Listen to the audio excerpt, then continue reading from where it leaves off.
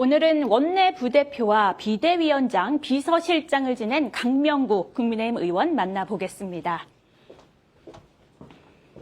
네, 의원실에는요, 이렇게 대학생 청년 보좌관분들이 지금 일하고 있습니다. 안녕하세요. 지금 어떤 일 하고 계시는 건가요? 네, 강명구 의원님께서 제시해 주신 정치 그리고 정책 관련 법안 과제를 작성하고 있습니다. 아침부터 이렇게 열심히 일을 하시네요. 네, 화이팅 하십시오. 네, 이렇게 의원실에서요, 대학생 보좌관분들이 일하는 거 좀 색다르고 특이한 모습입니다. 아이고. 네, 의원님 네, 안녕하세요. 김 기자님. 네. 오랜만입니다. 아침에 네. 바쁜데 시간 내주셔서 감사합니다. 네, 제가 의원실 여러 번 찾아뵀잖아요. 네.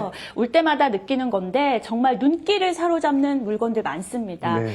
그중에서도 의원님께서 가장 의미 있게 생각하시는 좀 아이템 하나 소개해 주실 수 있을까요? 저희 방에 소중한 것들이 몇 가지가 있는데 그 중에서도 가장 소중하게 생각하는 것이 이 민원의 날 파일철입니다. 네, 굉장히 이게 많은데. 매달 둘째 주 토요일, 넷째 주 토요일 날 민원을 받는 날을 만들었어요. 둘째 주 토요일은 찾아가는 정책 간담회를 통해 가지고 민원을 접수를 받고요. 네. 넷째 날은 지역 사무실에 앉아서 우리 지역구의 시도의원님들 전원다, 그리고 우리 보좌관들 전원다 네. 앉아서 민원을 받고 있습니다. 한 600여 건 접수를 받았고요. 네. 우리 주민들은 한 1,500여 분 와, 방문해서 정말 많이 찾아주셨네요. 와 네. 주셨거든요. 주민을 위해 적시한다, 반드시 한다, 네. 될 때까지 한다. 그게 제 정치 신념입니다. 그렇죠. 네. 네. 그래서 제일 지역 주민들이 제일 원하는 정치의 모습 아닌가 또 이런 생각을 해봅니다. 네, 네, 고맙습니다. 그럼 네. 인터뷰 한번 해보겠습니다. 생방송인데요. 좀 네. 떨리시진 않아요? 아, 괜찮습니다. 네. 제가 이렇게 좀 가벼운 질문으로 일단 시작을 했는데 네. 의원님께서 소속되신 상임위 농해수위잖아요. 현안 질문 먼저 드릴게요.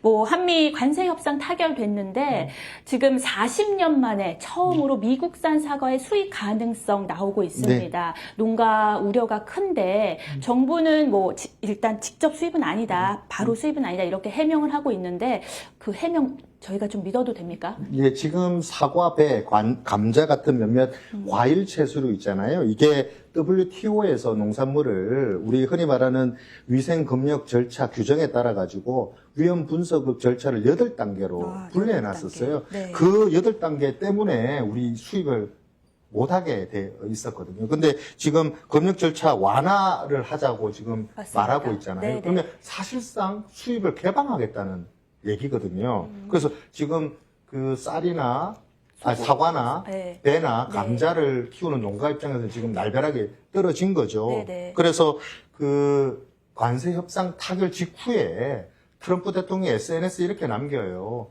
자동차, 트럭, 농산물 한국이 받아들이기로 개방하기로 뭐 흔히 말하는 합의를 했다라고 쓰거든요. 네네. 근데 그때 당시에 우리 정부는 농산물 추가 개방은 없다고 주장을 했거든요. 그래서 좀 시각차가 있다, 네. 의견차가 있다 이런 지적이 나왔었잖아요. 네네. 네. 근데 이게 한미 양국이 과체류 수입 위생 절차 관련해서 뭔가를 협의를 본 것 같아요. 우리가 모르겠어요. 이면 합의가 있는지 뭔지는 잘 모르겠지만 검역 전담 데스크를 만들자고 네. 얘기한 거는 뭔가 협상 테이블 위에서 미국이 뭔가를 요구했고 우리가 뭔가를 받아들이지 않았느냐 그런 차원에서 이게 자꾸 더 이상 농산물 추가 개방은 없다라고 주장할 게 아니라 도대체 그 이면에 뭐가 있는지 합의를 한 게 뭔지를 투명하게 공개할 때다. 이게 아까도 말씀드렸다시피 검역 완화는 시장 개방으로 이어지거든요.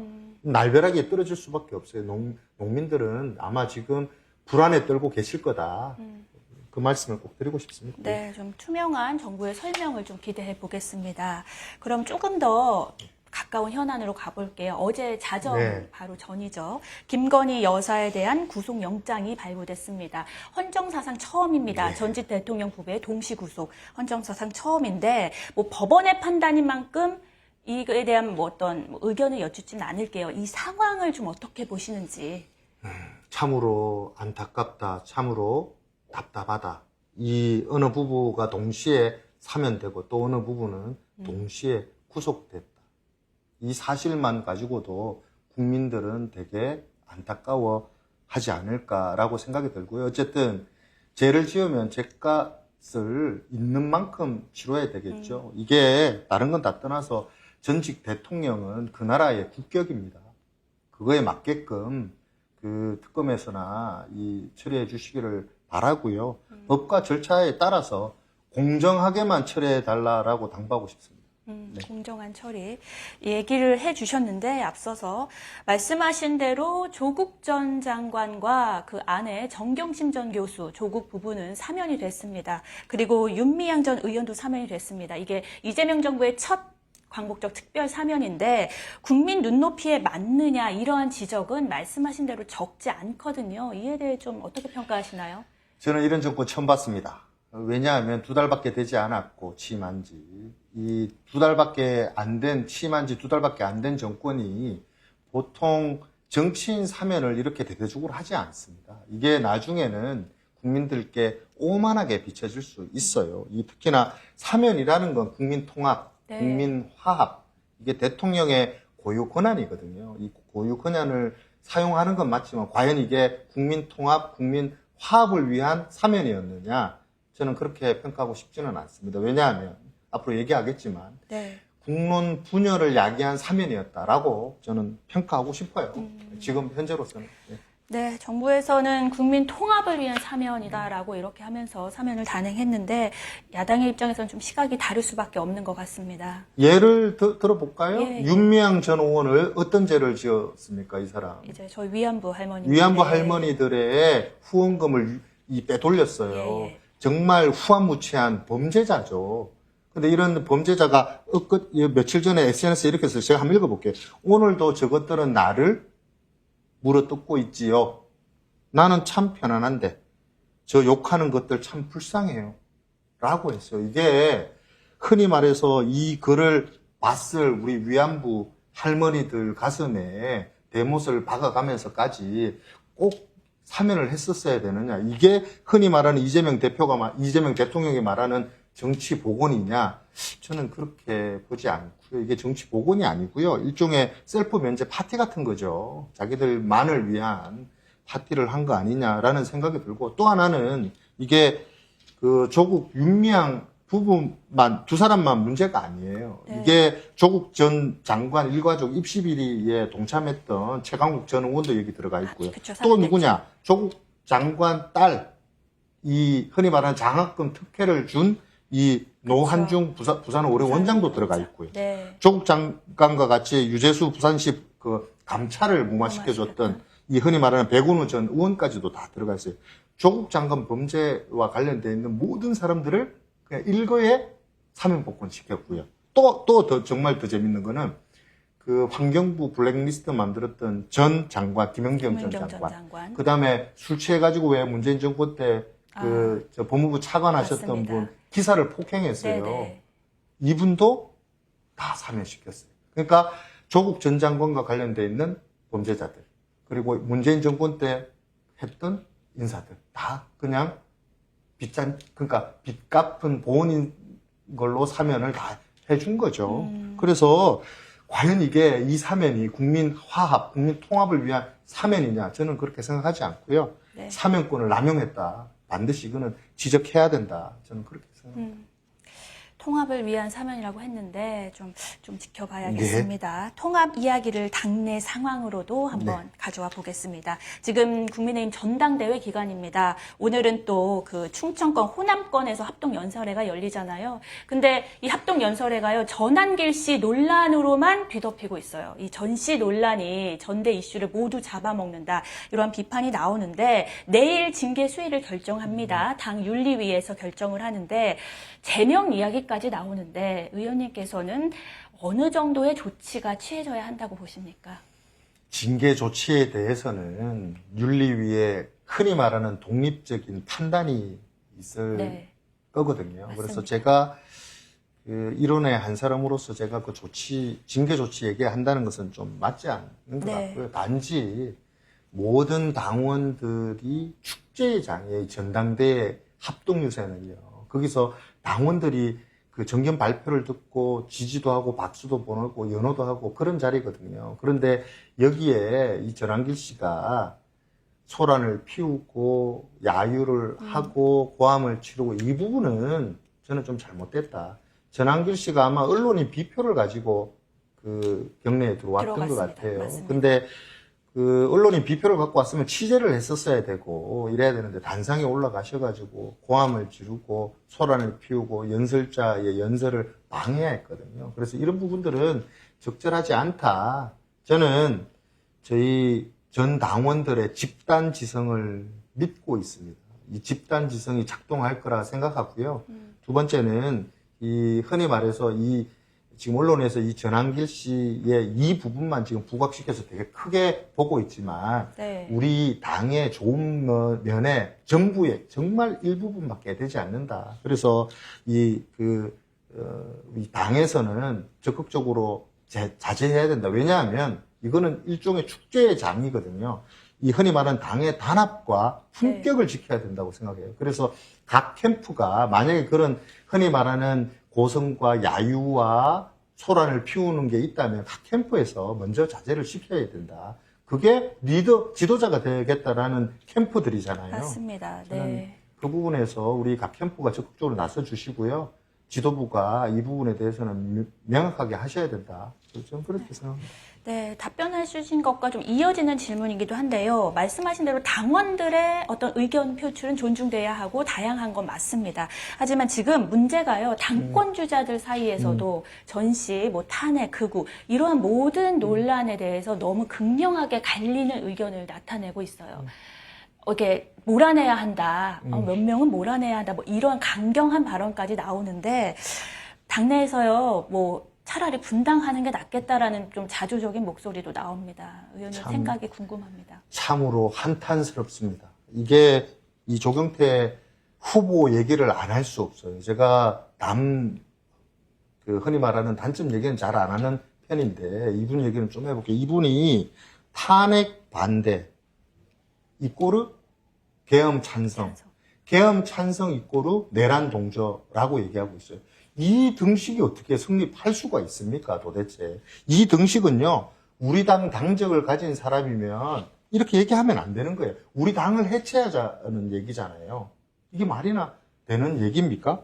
이게 그 흔히 말해서 민주당의 극우 프레임의 그 내용을 가지고 와서 당을 해체시키고 해산시키기 위해서 만들어 놓은 그 덫에 본인이, 당적을 갖고 있는 본인이 당 지도부가 되겠다라는 본인이 이걸 하겠다는 거예요.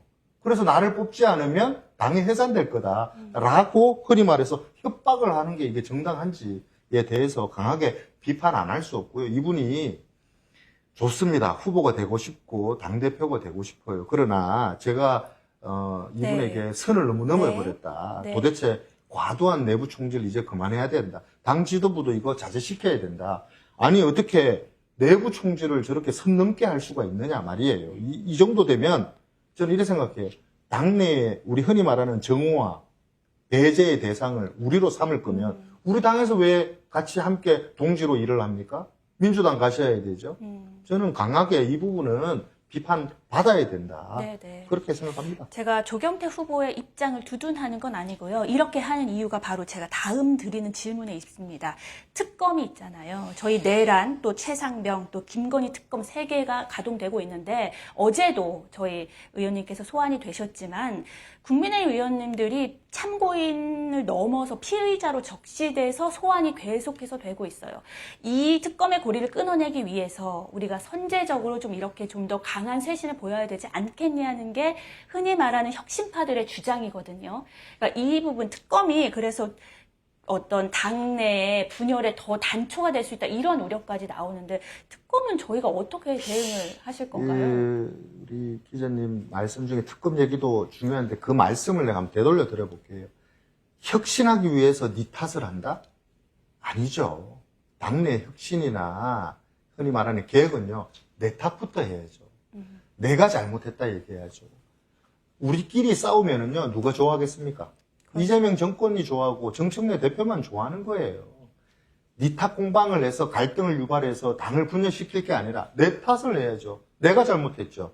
네. 내가 잘못해서 당을 이 모양 이 꼬라지로 만들었다라고 국민들께 사과하고 가야죠. 어떻게 네 탓 공바, 네가 잘못했기 때문에 네가 혁신의 대상이라고 얘기하는 게 맞습니까? 저는 그 부분에 대해 가지고는 강하게 네. 말씀드리고 싶고요. 네. 두 번째는 특검 얘기하셨는데 이 특검 수사가 정말 수사를 하기 위한 특검이 아닌 것 같아요. 언론 플레이를 하기 위해서 만들어 놓은 특검처럼 여겨져요. 칼끝을 겨눈다라고 말하는 좋은 표현보다는 네. 칼끝을 마구잡이로 휘두른다라는 말이 더 그 표현이 더 맞지 않겠느냐. 휘두른다. 휘두르고 네. 있어요. 왜 그러냐? 이 특검이 왜 이렇게 하느냐? 제가 봤을 때 야당 의원들 그리고 전 정권 인사들 그리고 보수 진영에 있는 인사들을 마구잡이식으로 흔히 말해서 망신주기식 지금 특검을 하고 있다라고 저는 보여지거든요. 만약에 수사에서 별거 없이 나오면 국민들한테 뭐라고 얘기하겠습니까? 일단 수사는 해봐야 하니까 소환을 했다. 뭐 이렇게 하지 않을까요? 자, 좋습니다. 그러면 수사 결과가 나왔어요. 수사 결과는 그러면 차치하더라도 수사하는 그 과정이 있잖아요. 여기에 인권 침해 논란도 엄청나게 많아요. 그러니까 지금 이 정권이 조국 부부, 윤미향, 최강욱, 자기 편은 사면해서 무죄로 만들어주고, 야당과 우리 흔히 말하는 전 정권 이 보수 진영에 있는 인사들은 마구잡이로 지금 그 칼끝을 휘두르면서 망신주기를 지금 하면서 하고 있다. 이 정치 보복 아니고서 이게 뭐겠습니까? 저는 정치 보복이라고 밖에 생각이 안 돼요. 이거 나중에 되면은요, 국민들이 납득하겠습니까? 반드시 종합적인 평가를 국민들이 하실 거다. 저는 이렇게 생각하고, 네. 정치검찰 얘기하잖아요. 예. 민주당에서. 진짜 정치검찰은요, 지난 그 민주당의 전당대회 돈봉투 사건, 네. 그리고 문재인 대통령 사위 이스타항공, 이스타항공. 특혜 채용 그 수사 중지했잖아요. 이게 정치검찰이죠. 네. 이게 정치검찰이라고 얘기해야 되죠.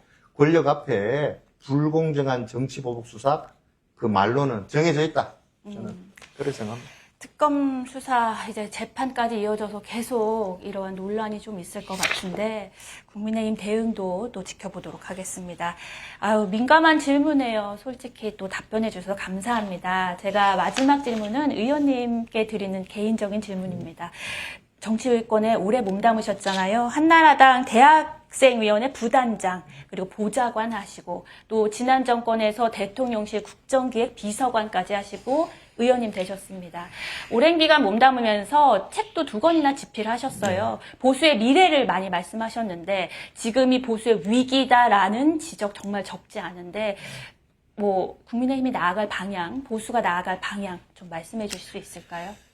이제 우리 보수가 낡은 허물을 벗어 던져야 할 때가 왔다. 이 낡은 허물을 던져버리고 우리가 추구하는 가치, 자유, 희생, 헌신, 그리고 책임, 이 가치를 존중하면서 실천하면서 다시 국민 속으로 들어가야 된다.